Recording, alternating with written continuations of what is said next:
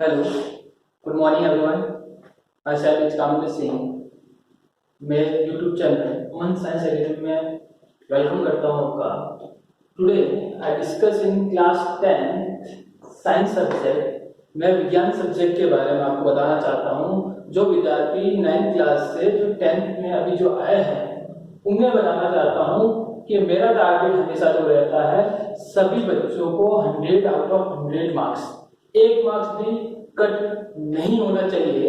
ये कब कट नहीं होगा? जब आप ये जो चैप्टर जो मैंने आज बोर्ड पे लिखे हैं, जब तक इनके बारे में आपको डीपली नॉलेज, एक एक लाइन क्वेश्चन उसका आंसर जब तक पता नहीं होगा, जब तक आप 100 में से 100 नहीं ला सकते हैं। तो मेरा टारगेट हमेशा हर साल ये रहता है कि आप एक एक चीज को डीपली पढ़े, कॉन्सेप्ट वाइज पढ़े, कोई भी प्रॉब्लम आए मेरे से डिस्कस करें और उसका आंसर दें। तो सबसे पहले मैं चैप्टर स्टार्ट करने से पहले विज्ञान विषय के बारे में बताना चाहता हूँ। तो अपने जो कक्षा 10th विज्ञान है उसमें टोटल जो चैप्टर है वो 20 चैप्टर है। उस चैप्टर की बात करता हूँ, चैप्टर जो first, second, third and fourth, ये जो 4 चैप्टर है, ये जो चारों चैप्टर है वो बायोलॉजी के।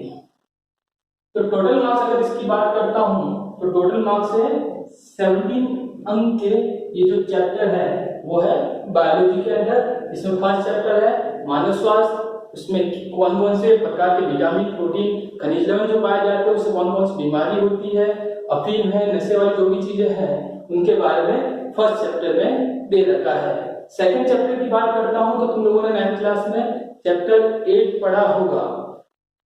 तो उसी के आधार पर चैप्टर 7 दे रखा है जिसके अंदर पाचन तंत्र, श्वसन तंत्र, उत्सर्जन तंत्र, जनन तंत्र आदि के बारे में विस्तार से समझाया हुआ है। चैप्टर 3 जो न्यू आया है 9th से थोड़ा डिफरेंट है, वो 4 मार्क्स का है। प्रतिरक्षा तंत्र की बात करता हूँ 3 मार्क्स का। तो टोटल मिला के जो बायोलॉजी के नंबर है वो 17 अंक के ये टोटल चैप्टर है। बात करता हूँ चैप्टर नंबर 5, 6, 7, 8। अगर इन चारों चैप्टर की बात करता हूं तो ये चारों चैप्टर है केमिस्ट्री के। तो अगर टोटल इनकी बात करता हूं तो टोटल ये मार्क्स है 4, 9, 12 एंड 4, 16 के। तो इसके अंदर दैनिक जीवन में रासायन, इसमें अपन बेकिंग सोडा, खाने सोडा, ब्लीचिंग पाउडर, साबुन, उनके बारे में, डिटर्जेंट के बारे में पढ़ेंगे।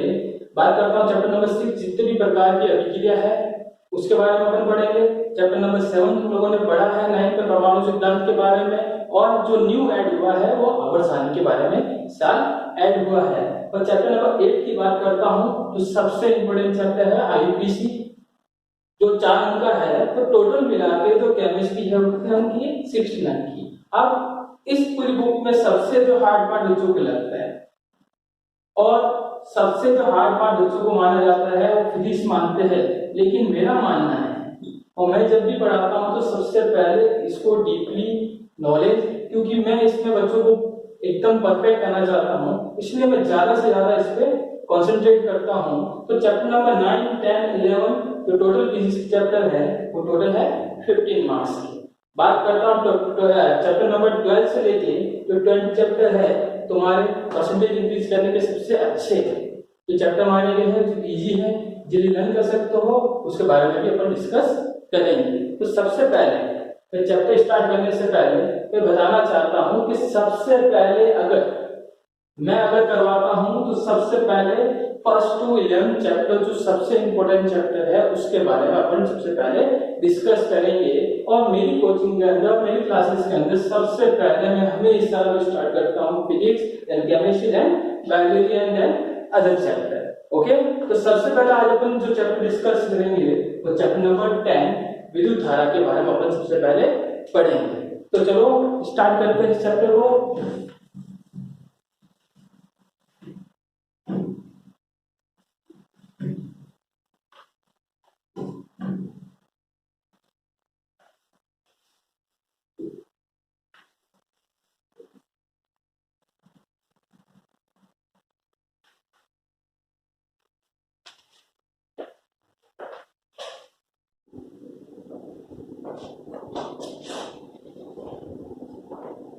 गुड मॉर्निंग फ्रेंड, डिस्कस करते हैं अध्याय 10 के बारे में, इसका नाम है विद्युत धारा, यानी अपन नॉर्मली इसको इंग्लिश में कहते हैं इलेक्ट्रिक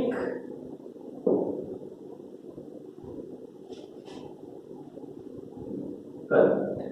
तो देखो भाई, सबसे पहले अगर बात करता हूँ इस चैप्टर में, इसका नाम है विद्युत धारा। और मैंने पहले ही आप लोगों से डिस्कस किया है कि सबसे पहले अपन जो 3 चैप्टर है, चैप्टर नंबर 9, 10 एंड 11, तो टोटल मिला के 15 मार्क्स के जो चैप्टर है, प्रत्येक चैप्टर जो मैं कह रहा हूँ चैप्टर नंबर 9, 10, 11 जो 5 मार्क्स है उसके बारे में अपन डीपली से पढ़ेंगे। तो जो सबसे पहला टॉपिक आता है कि विद्युत धारा होता क्या है, विद्युत धारा है क्या। तो सबसे पहले मैंने याद रखना, इसमें 3 चीजें आपको याद रखनी है।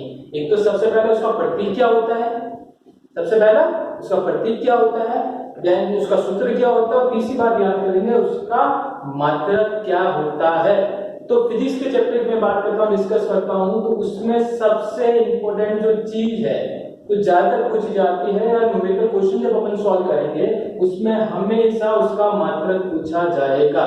तो सबसे पहले बात करते हैं विद्युत धारा क्या होती है। तो याद रखना, मैं पहले कह देता हूँ विद्युत धारा को हमेशा प्रदर्शित करते हैं आई से। होता है क्या, ध्यान से सुनना कि एक मैं तार लेता हूं, ये मैंने क्या लिया है, चालक तार। अब बेटा तुम लोग डिस्कस करोगे सर चालक क्या है, अचालक क्या है।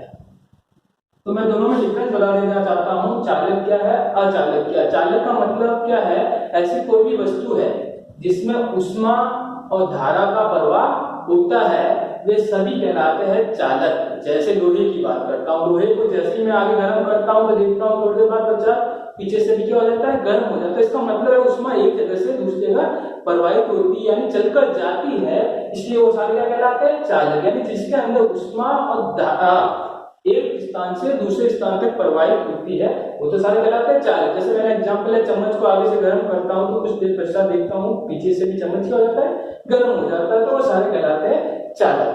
अचालक का मतलब क्या होता है, ऐसे कोई पदार्थ जिसका ऊष्मा और धारा का प्रभाव बिल्कुल भी नहीं होता है, वो सारे कहलाते हैं अचालक। जैसे रबड़ की बात कर लेता हूँ, रबड़ में करंट नहीं जाता है। लकड़ी की बात कर लेता हूँ, लकड़ी को आगे गर्म करता हूँ लेकिन पीछे से गर्म नहीं होती है, वो सारे क्या कहलाते हैं, अचालक कहलाते हैं।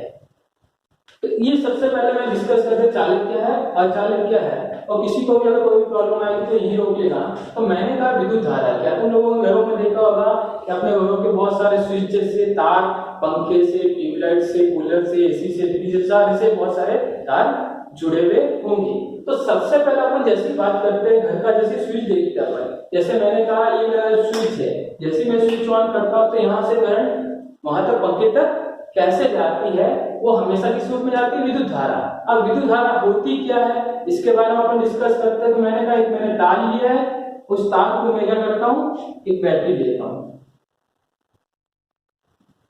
और बेटा याद रखना, हमेशा जो बड़ी डंडी होती है वो प्लस की होती है और छोटी वाली हमेशा माइनस की होती है। उसको मैं क्या करता हूँ, एक स्विच से जोड़ देता हूँ। इससे जोड़ देता हूँ स्विच से। स्विच को कहते हैं हिंदी में कुंजी, यानी जो ये स्विच करता है उसको क्या कहते हैं अपन, कुंजी कहते हैं। अब जैसे मैं क्या करता हूँ, एक स्विच क्या करता हूँ, ऑन करता हूँ। जैसे ऑन करता हूँ तो मैं देखता हूँ तार के अंदर क्या प्रवाहित होती है, विद्युत धारा। अब बेटा याद रखना, विद्युत धारा किस रूप में होती है, इलेक्ट्रॉन के रूप में। किस रूप में हो जाती है, इलेक्ट्रॉन। कैसे जाएगी, जैसे मैं स्विच ऑन करता हूँ तो जैसे धारा यहाँ से आती है तो ये इलेक्ट्रॉन इसको टक्कर करता है, ये इलेक्ट्रॉन इसको, ये इलेक्ट्रॉन इसको, ये इलेक्ट्रॉन इसको, और चारों तरफ जब एक पूरा सर्किट बंद हो जाता है तो वहां पर क्या प्रवाहित होती है, विद्युत धारा प्रवाहित होती है। तो परिभाषा क्या है इसकी, कि आवेश प्रवाह की दर,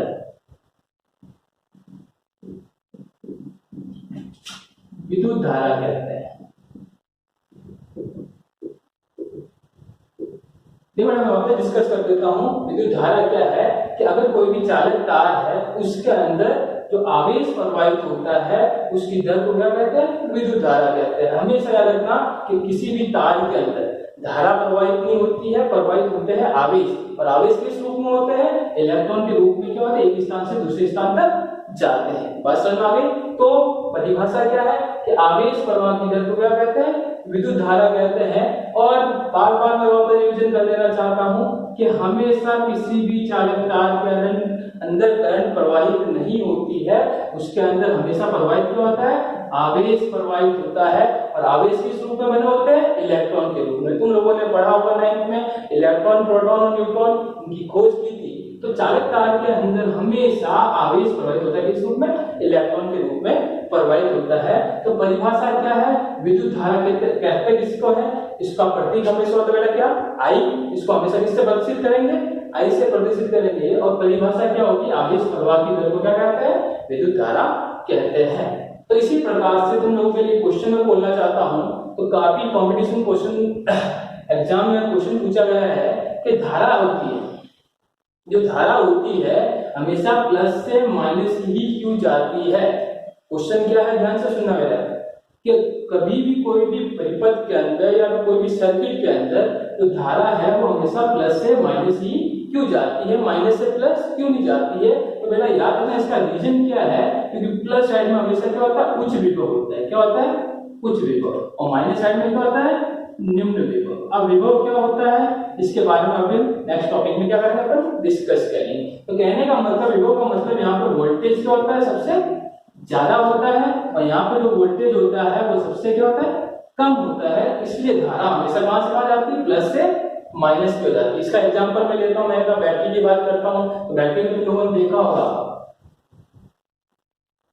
एक साइड में प्लस होता है, एक साइड में माइनस होता है। तो हम देखते हैं कि धारा प्लस से, जैसे प्लस का तार अपन टच करते हैं वहां पर करंट आता, माइनस का अपन करंट नहीं आता। कारण क्या है, क्योंकि यहाँ पे जो वोल्टेज होता है प्लस साइड में वो ज्यादा होता है, यहाँ पे वोल्टेज क्या होता है, कम होता है। इसलिए धारा हमेशा कहां से आ जाती है, प्लस से माइनस की ओर प्रवाहित होती है। तो अपन ने अब तक जो डिस्कस किया है, विद्युत धारा किसे कहते हैं, आवेश प्रवाह की दर को क्या कहते हैं, विद्युत धारा कहते हैं। कि अगर किसी भी चालक तार है उसके अंदर प्रवाहित क्या होती है, इलेक्ट्रॉन प्रवाहित होते हैं, वो भी आवेश के रूप में होती है। धारा कभी प्रवाहित नहीं होती है।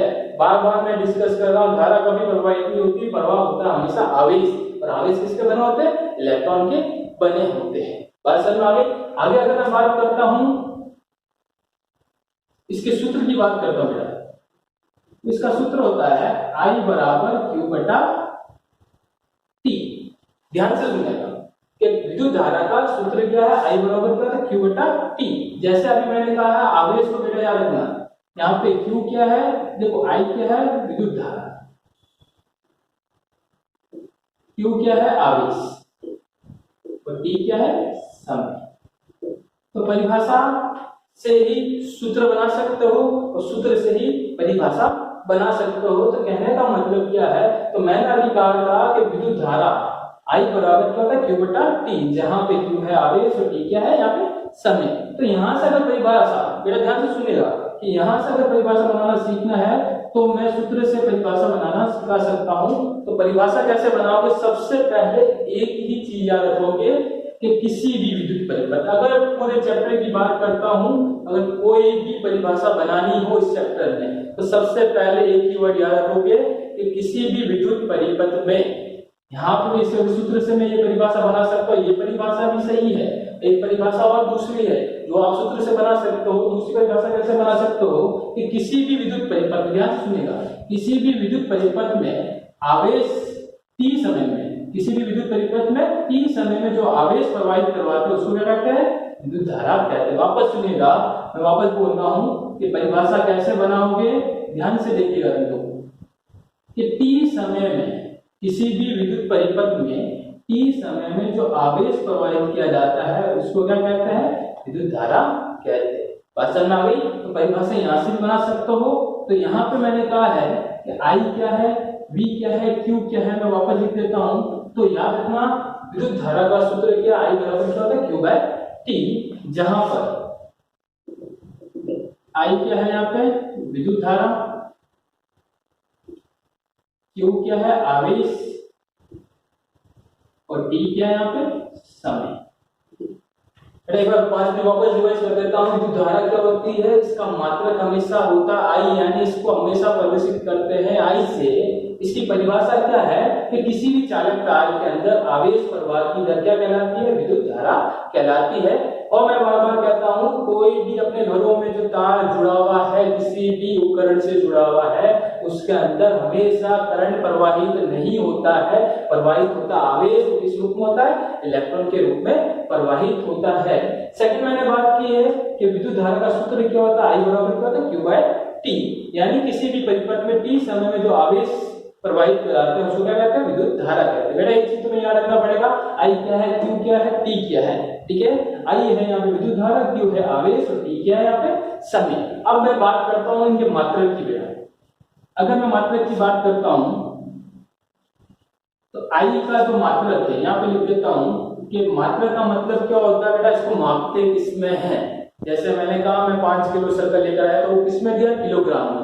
मैंने कहा मुझे दूध चाहिए, वो किसमें मापेंगे, लीटर में। मैंने कहा मुझे सीमेंट चाहिए 50 किलो, तो किलो क्या है, किलोग्राम क्या है, उसका मात्रक है। उसी प्रकार से विद्युत धारा को हमेशा मापते किसमें है, एम्पियर में। इसमें मापते हमेशा एम्पियर। एक साइंटिस्ट था, उसके नाम पर इसका मात्रक रहता है। मात्रक में कंफ्यूजन नहीं होना बेटा, जिस चीज को जिसमें मापा जाता है। जैसे मैंने कहा मेरा वेट है, किसमें, किलोग्राम में मापा जाएगा, तो वही चीज है। जैसे मैंने कहा घर को मापना है तो सेंटीमीटर, मीटर या किलोमीटर में मापा जा सकता है। उसी प्रकार से मैंने कहा है कि विद्युत धारा को किसमें मापते हैं, हमेशा एम्पियर में मापा जाता है। आवेश की बात करता हूँ बेटा, आवेश को हमेशा याद रखना किसमें मापते हैं, कूलाम में। किसमें मापते हैं, कूलाम। कूलाम को लिखते हैं C से प्रदर्शित करते हैं। तीसरी बात है तो तुम्हें पता है समय को इसमें मापा जाता है, सेकंड में मापा जाता है।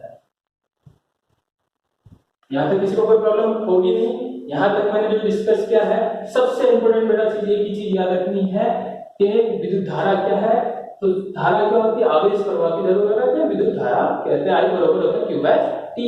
इनका सूत्र याद रखना हो, ये चीज पता होनी चाहिए, I क्या है, Q क्या है, T क्या है। I है विद्युत धारा, Q है आवेश और T क्या है, समय। और उसको मापते किसमें है, तो विद्युत धारा को हमेशा एम्पियर में मापा जाता है और आवेश को कूलाम में और समय को हमेशा सेकंड में मापा जाता है।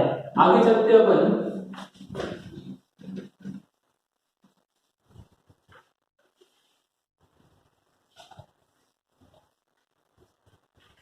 आगे मैं बात करता हूं, कुछ चीजें मैं याद करने के लिए तुम्हें दे रहा हूं, वो फिक्स वैल्यू है, उसको याद करना है कि एक इलेक्ट्रॉन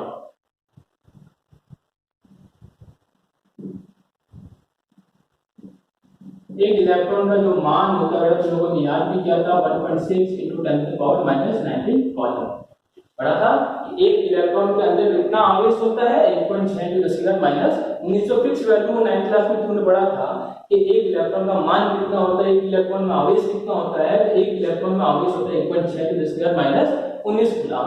उसके बाद तुम लोग पूछोगे कि सर एक कूलाम का मान कितना होता है, इसका मान, एक कूलाम का मान कितना होता है। तो बेटा याद रखना, एक कूलाम का जब एक्यूरेट जो मान निकला है 6.25 × 10⁻6 इलेक्ट्रॉन निकला है। इसको अपन प्रूव भी कर सकते हैं और इसको अपन डिस्कस भी करेंगे। आगे बात समझ में, आगे सुनना।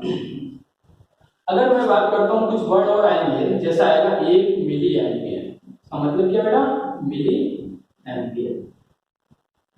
तो बेटा मैं पहले डिस्कस कर रहा था, न्यूमेरिकल क्वेश्चन आएगा इसके ऊपर। इस साल तो आने के चांसेस आया नहीं, नेक्स्ट डे पक्का आएगा मिली एम्पियर, जानबूझ के। तो विद्युत धारा होगी एम्पियर में नहीं दे रखी हो, जानबूझ के किसमें देगा, मिली एम्पियर में। तो तुम्हें पता होना चाहिए 1 मिली एम्पियर में एम्पियर कितने होते हैं, मिली का मतलब होता है 10⁻³ एम्पियर। बात समझ में आ गई। उसके बाद याद करना है 1 माइक्रो एम्पियर कितना होता है, माइक्रो का मतलब 10⁻⁶ एम्पियर। उसके बाद याद रखना बेटा 1 एंगस्ट्रॉन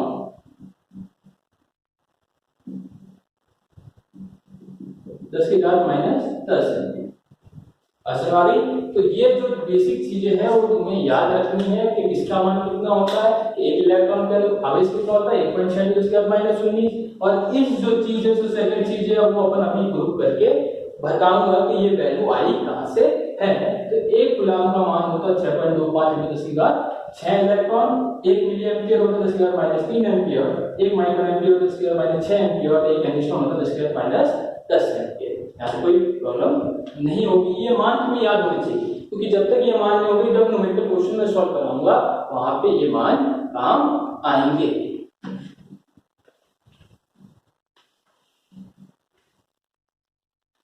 आगे मैं डिस्कस करता हूँ, उससे पहले मैं एक चीज बता देता हूँ। अभी अपन ने क्या पढ़ा था? विद्युत धारा। एक टॉपिक पढ़ा है, तो फर्स्ट जो टॉपिक अपन ने पढ़ा था वो क्या पढ़ा था? विद्युत धारा।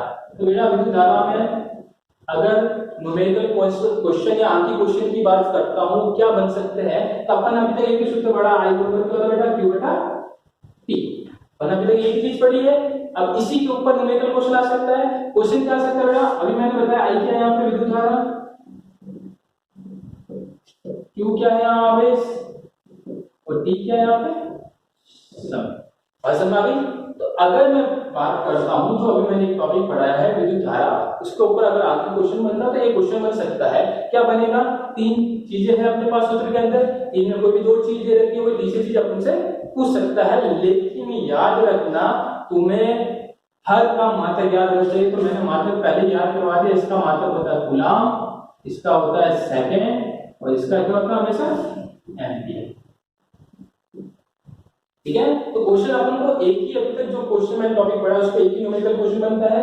तीन चीजें हैं, तीनों में आपको दो चीज दे रखी होगी, तीसरी चीज आपको पूछेगा। आगे बात समझ में? चलो एक क्वेश्चन करते हैं।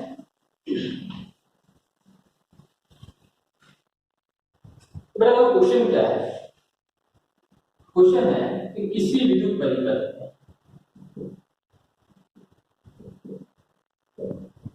200 कूलम आवेश 10 मिनट तक प्रवाहित किया जाता है, तो विद्युत धारा ज्ञात कीजिए।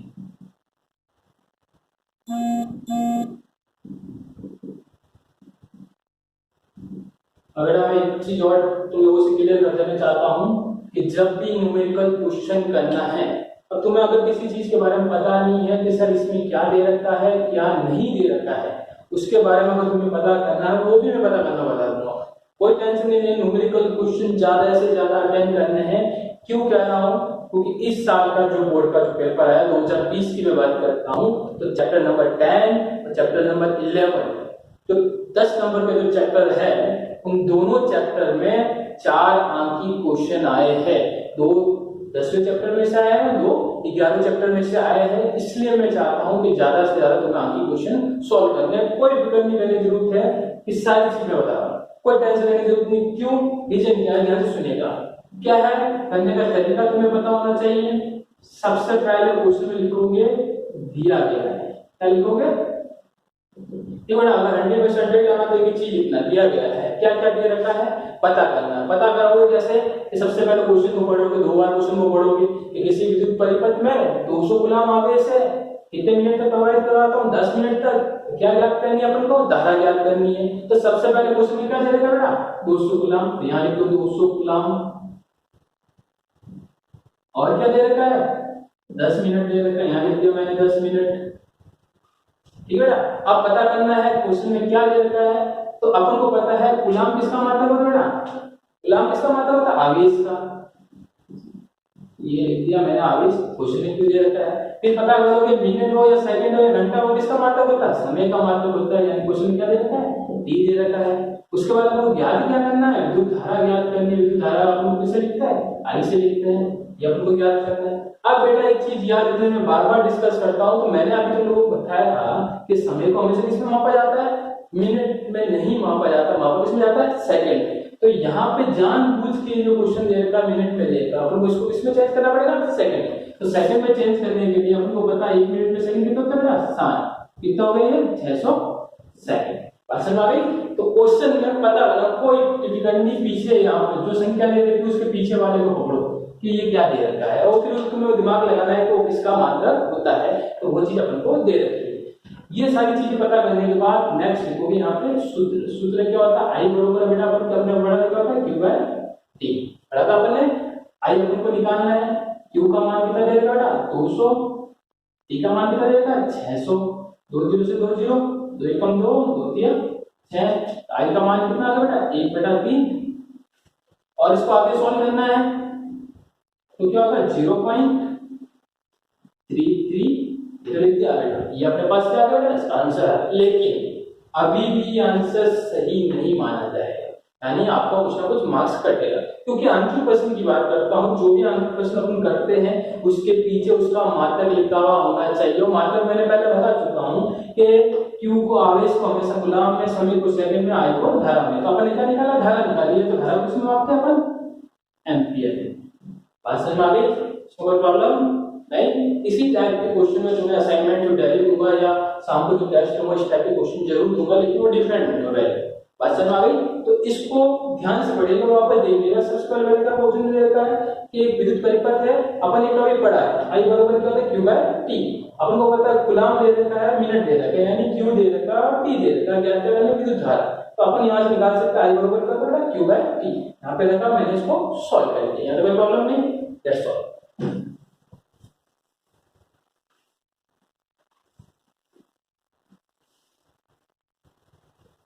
अब मेरा नेक्स्ट क्वेश्चन है, डिस्कस करता हूं। अभी तक जो मैंने टॉपिक पढ़ा है विद्युत धारा, एक ही क्वेश्चन, दो क्वेश्चन मैं बोल देता हूं जो इंपॉर्टेंट इसमें से निकलेंगे। टॉपिक मैंने पढ़ा है सबसे पहला कि विद्युत धारा का सूत्र क्या है, इसका मात्रक क्या होता है, ये पूछा जा सकता है, या फिर दूसरी चीज पूछी जा सकती है जो मैंने अभी आपकी क्वेश्चन सॉल्व करवाया। ये दो क्वेश्चन जो बनते हैं जो फर्स्ट टॉपिक पे बनेंगे। आगे बात करता हूं जो तीसरा इस टॉपिक पे जो बन सकता है बेटा, वो क्वेश्चन क्या बनेगा कि 1 एम्पियर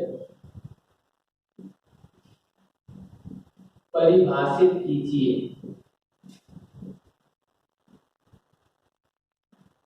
देखो अभी जो मैंने विद्युत धारा टॉपिक पढ़ा है उसमें 3 क्वेश्चन मैं बार बार रिपीट कर रहा हूँ। 3 क्वेश्चन जो बनते हैं, फर्स्ट जो डेफिनेशन है इसके या फिर जो ऐसे मात्रा है, दूसरा मैंने न्यूमेरिकल क्वेश्चन करवाया, तीसरी जो मैं बात करता हूँ ये क्वेश्चन जो बनता है फर्स्ट टॉपिक पे 1 एम्पियर को परिभाषित कीजिए। क्या होता है बेटा, इस टाइप के जो भी क्वेश्चन आ जाते हैं चैप्टर नंबर 10, 11, 9 जो भी चैप्टर में आते हैं, 1 एम्पियर को, 2 एम्पियर को, 1 वोल्ट को परिभाषित कीजिए, 1 जूल को परिभाषित कीजिए, 1 कूलम को परिभाषित कीजिए, 1 मिनट को परिभाषित कीजिए। कोई भी परिभाषा आपके पास आ जाए उसको अपन को रटना नहीं है, परिभाषा को रटना नहीं है, परिभाषा बनाना आना चाहिए। वो मैं तरीका भी आपको बता रहा हूँ। बेटा सबसे पहले तरीका कैसे पता करोगे, इसकी परिभाषा बनानी है, ध्यान से सुनिएगा। सबसे पहले नीचे से पता करोगे, क्या दे रखा है यहाँ पे, एम्पियर। एम्पियर इसका मात्रक होता है विद्युत धारा का। तो सबसे पहले सूत्र लिख दो, यानी बराबर क्या बेटा, वापस मैं बोल रहा हूँ बेटा, कोई भी परिभाषा आप उसको बनाने का तरीका क्या है, सबसे पहले नीचे पता करोगे एम्पियर क्या है। एम्पियर किसका मात्रक होता है, विद्युत धारा का। सबसे पहले उसका क्या लिखोगे, सूत्र लिखोगे। सूत्र लिखोगे, आई को किसमें मापते बेटा, एम्पियर। क्यू को किसमें मापते हैं, कूलम में। ई को किसमें मापते बेटा, सेकंड में। ठीक है, मैंने ध्यान से देखिएगा। वापस मैं बोल रहा हूं, एक एम्पियर का मैंने परिभाषित करना, तो पीछे से पता करो एम्पियर किसका मात्रक होता है। एम्पियर किसका मात्रक होता है, विद्युत धारा का। तो विद्युत धारा का सूत्र लिखो, आई बराबर क्या होता है बेटा, Q बाय T। तो आई को किसमें मापते हैं, एम्पियर में। आवेश को किसमें, कूलम में। समय को किसमें मापते हैं अपन, सेकंड। अब क्वेश्चन में कितना पूछा है बेटा अपन को, 1 एम्पियर। तो यहां पे लिखो 1, यहां पे 1 और यहां पे 1। ये क्या बन गया, इसकी परिभाषा बन गई। बात समझ में आ गया। वापस मैं एक बार रिपीट करके वापस बता देता हूं, ध्यान से देखिएगा कि इसको किसमें मापते हैं बेटा, एम्पियर में। इसको किसमें मापते हैं, कूलम में। इसको किसमें मापते हैं, समय को किसमें मापते हैं बेटा, सेकंड में। क्वेश्चन में कितना पूछा, 1 पूछा तो यहाँ 1 लिख दो, 2 पूछा तो 2 लिख दो। परिभाषा में अब इससे परिभाषा कैसे बनाते, ध्यान से देखिएगा परिभाषा कैसे बनानी है। तो मैंने अभी सबसे पहले सूत्र से परिभाषा बनाना सिखाया था, तो ध्यान से देखिएगा। सबसे पहले लिखोगे किसी विद्युत परिपथ में परिभाषा कैसे बनाओ। पहले लाइन ये होनी चाहिए, कोई भी परिभाषा दे किसी भी विद्युत परिपथ में, किसी विद्युत परिपथ में। यहां से ध्यान से देखिए, किसी भी विद्युत परिपथ में 1 सेकंड में 1 कूलम आवेश, यानी 1 कूलम आवेश, या फिर ऐसे तो कोई प्रॉब्लम नहीं, किसी विद्युत परिपथ में 1 कूलम आवेश 1 सेकंड तक प्रवाहित करवाया जाता है, तो वहां पे विद्युत धारा कितनी होगी, 1 एम्पीयर होगी। वापस बोल रहा हूं कि किसी विद्युत परिपथ में 1 सेकंड में 1 कूलम आवेश प्रवाहित किया जाता है, तो वहां विद्युत धारा का मान 1 एम्पियर होगा। वापस में परिभाषा बनाने से करो, ध्यान से सुनिएगा। सबसे पहले सूत्र लिखोगे, सूत्र में कौन सी चीज को किसमें मापा जाता है वो लिखोगे। तीसरी बात कि एम्पियर इसका मतलब पूछा 1 एम्पियर तो छोटे में है क्या। परिभाषा कैसे बनाओगे, सबसे पहले कि किसी भी विद्युत परिपथ में 1 सेकंड के अंदर कितना आवेश प्रवाहित करवाता हूँ, 1 सेकंड के अंदर कितना आवेश, 1 कूलम आवेश प्रवाहित करवाता हूँ, तो वहां पे विद्युत धारा कितनी होगी बेटा, 1 एम्पियर होगी। कोई प्रॉब्लम नहीं। ओके,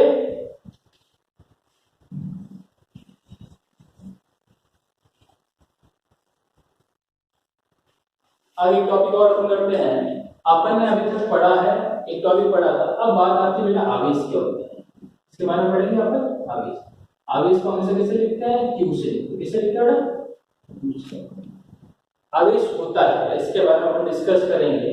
तो सबसे पहले इस टॉपिक के ऊपर एक क्वेश्चन जो दे रखा है, जैसे मैंने अभी कहा था तुम लोगों को पिछली कुछ देर में मैंने पढ़ाया था कि 1 कूलम में कितने आवेश होते हैं या कितने इलेक्ट्रॉन होते हैं, ये अभी मैं पढ़ा था, वो इसी सूत्र से पता करते। तो आवेश का सूत्र बेटा याद में Q बराबर क्या होता है, Ne।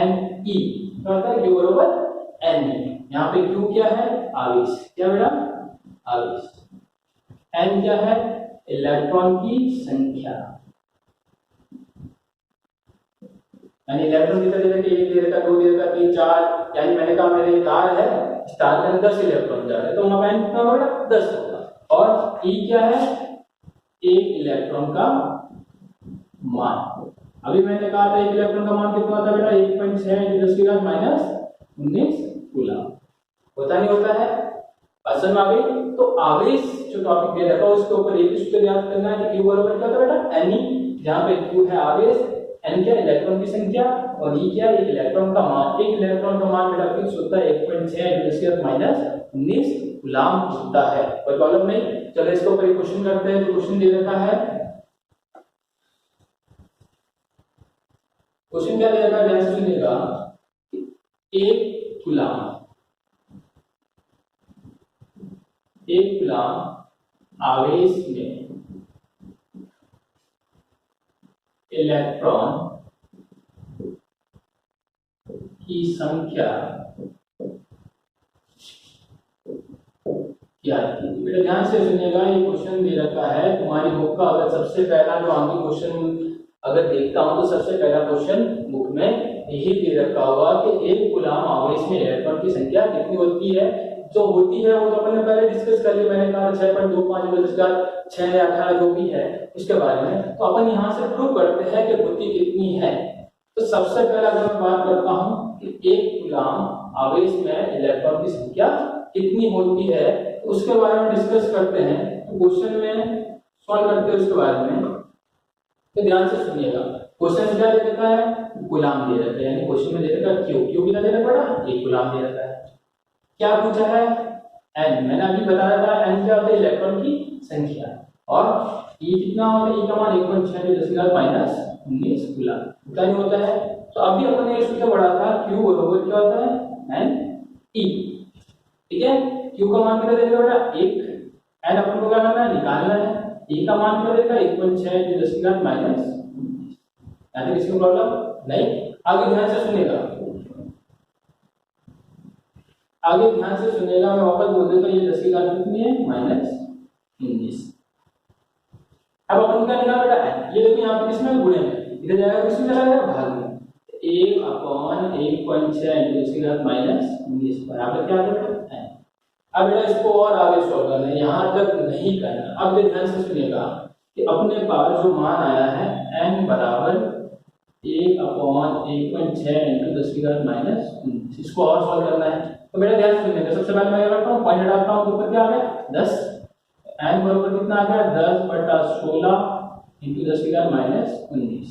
10⁻⁻19 से ऊपर भेज दूं, ऊपर घात जाती है तो ऊपर घात माइनस क्या हो जाएगी, +/16।